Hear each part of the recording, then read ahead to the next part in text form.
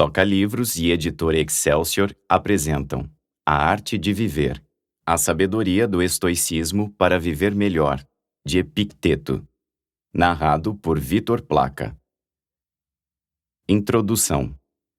O pequeno livro de Epicteto, chamado A Arte de Viver, ou Manual, desempenhou papel desproporcionalmente importante no surgimento das atitudes e da filosofia moderna. Assim que foi traduzido para as línguas vernáculas, tornou-se um sucesso de vendas entre intelectuais independentes, pensadores anticristãos e filósofos de inclinação subjetiva. Montaigne tinha uma cópia do A Arte de Viver entre seus livros. Pascal rejeitou violentamente o orgulho megalomaníaco do filósofo estoico. Frederico o Grande levava o livro consigo em todas as campanhas. Foi fonte de inspiração e encorajamento para Anthony, conde de Shaftesbury, durante a grave doença que culminou em sua morte. Diversas páginas de seus diários contêm passagens copiadas de A Arte de Viver.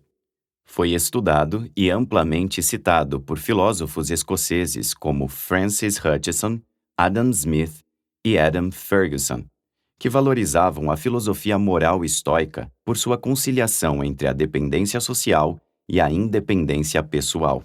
Haver um ressurgimento do estoicismo nos séculos de renascimento que marcaram o desenvolvimento da era moderna não foi mero acaso.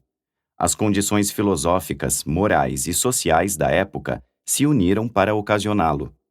O estoicismo romano desenvolvera-se em períodos de despotismo, como uma filosofia de almas solitárias e corajosas, que haviam reconhecido o poder redentor da razão filosófica em todos os propósitos morais e sociais da vida. A filosofia como modo de vida liberta as pessoas. É o último recurso de liberdade em um mundo de servidão. Muitos elementos na nova era conduziram a um pensamento que tinha uma afinidade estrutural com o estoicismo romano. Os tempos modernos criaram o pensador independente, o intelectual livre em uma civilização secular. Os tempos modernos destruíram as liberdades medievais e estabeleceram um novo despotismo do Estado absolutista, apoiado pela autoridade eclesiástica. As filosofias modernas continuaram a tendência básica do estoicismo de fazer da consciência subjetiva o fundamento da filosofia. A ênfase estoica nos problemas morais também era atraente em uma era de rápida transição, quando todos os valores que antes eram tidos como certos estavam sendo questionados e reconsiderados. Embora seja interessante observar quão variados foram os efeitos produzidos por este pequeno volume, este epítome do sistema estoico de filosofia moral, tais efeitos parecem ainda mais notáveis quando consideramos que não se pretendia que fosse um tratado filosófico sobre o estoicismo para estudantes. Era, antes, um guia para o pupilo avançado do estoicismo, indicando-lhe os melhores caminhos rumo ao objetivo de se tornar um verdadeiro filósofo. Dessa forma, Epicteto e seu A Arte de Viver ocupam uma posição única no estoicismo romano. Sêneca e Marco Aurélio escolheram a filosofia estoica como o sistema mais adequado para expressar seus problemas existenciais de independência, solidão e história. Nessa empreitada, Sêneca deu grandes passos em direção às descobertas da psicologia social como um subproduto de sua consciência da decadência. Nisto estava mais próximo de Nietzsche, porém, sua principal preocupação não era a unidade do sistema estoico. Marco Aurélio transformou a doutrina filosófica no regime do governante solitário. Em contraste com ambos, Epicteto ensinava a filosofia estoica como uma doutrina e um estilo de vida. A Arte de Viver é um resumo do estoicismo teórico e aplicado.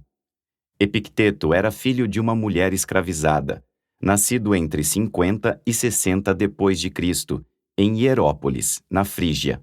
Não sabemos como foi para Roma. Ele estava lá como escravo de um dos ilustres libertos de Nero, que trabalhava como secretário do imperador. Enquanto ainda servia, Epicteto estudou com Musônio Rufo, o célebre filósofo estoico, que ficou impressionado com a personalidade sincera e dinâmica do jovem escravo e treinou-o para ser um filósofo estoico. Epicteto tornou-se livre e começou a ensinar filosofia nas ruas, no mercado, mas não obteve sucesso. Durante o governo de Domiciano, Epicteto, junto com muitos outros filósofos, foi exilado de Roma, provavelmente entre 89 e 92 depois de Cristo. Ele foi para Nicópolis, atravessando o Áxio em Épiro, onde dirigiu a própria escola.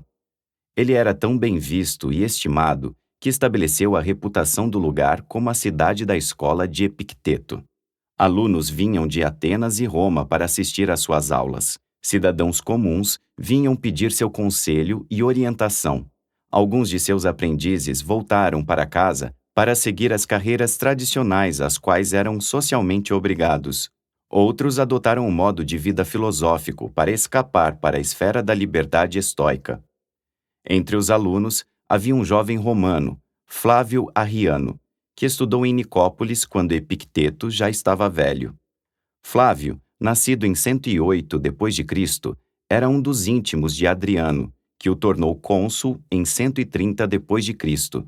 Provavelmente, ele estudou com Epicteto entre os anos 123 e 126 d.C.